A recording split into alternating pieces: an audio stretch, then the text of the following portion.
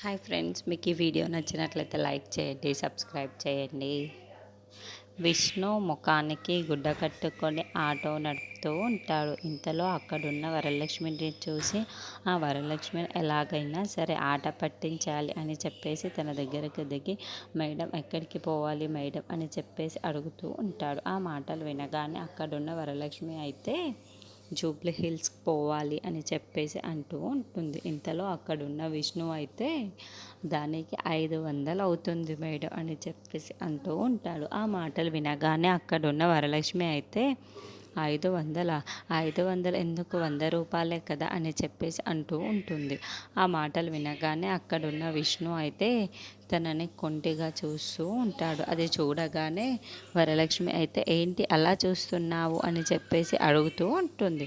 ఆ మాటలు వినగానే అక్కడున్న విష్ణు అయితే మేడం కత్తిలాగా ఉన్నారు, మిమ్మల్ని ఇలా చూస్తూ ఉంటే నాకే ఒళ్ళు పులకరించిపోతుంది మేడం అని చెప్పేసి తనని చూసి చాలా వెటకారంగా మాట్లాడుతూ ఉంటాడు.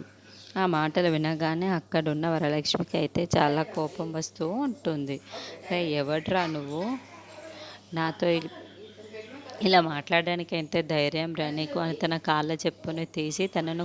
ఇంతలో అక్కడున్న విష్ణు అయితే మేడం మేడం ఆగండి, నేనే ఇప్పుడు చూపిస్తాను అని చెప్పేసి తన ముఖానికి ఉన్న గుడ్డను అయితే తీసేస్తూ ఉంటాడు. ఇంతలో అక్కడున్న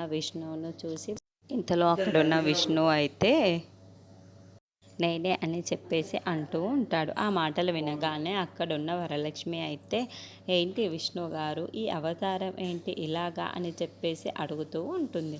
ఆ మాటలు వినగానే అక్కడున్న విష్ణు అయితే ఏదో సరదాగా అలా అని చెప్పేసి అంటూ ఉంటాడు. ఇంతలో అక్కడున్న వరలక్ష్మిని పదండి వెళ్దాం అని చెప్పేసి తన చెయ్యిని తన చేతుల్లో తీసుకొని ఆటో ఎక్కమని అంటూ ఉంటాడు. అది చూడగానే అక్కడున్న వరలక్ష్మి అయితే చాలా సంతోషించి వరలక్ష్మి చెయ్యినైతే విష్ణువు ఇస్తూ ఉంటుంది. అలా విష్ణు వరలక్ష్మి వాళ్ళు ఒకే ఆటోలో కూర్చొని చాలా సరదాగా మాట్లాడుకుంటూ వెళ్తూ ఉంటారు. ఇంతలో అక్కడున్న వరలక్ష్మి అయితే ఇలా మీతో వెళ్ళడం నాకు చాలా సంతోషంగా ఉంది విష్ణు గారు చెప్పేసి మాట్లాడుతూ ఉంటుంది. ఇంతలో అక్కడున్న విష్ణు కూడా చాలా సంతోషిస్తూ ఉంటాడు.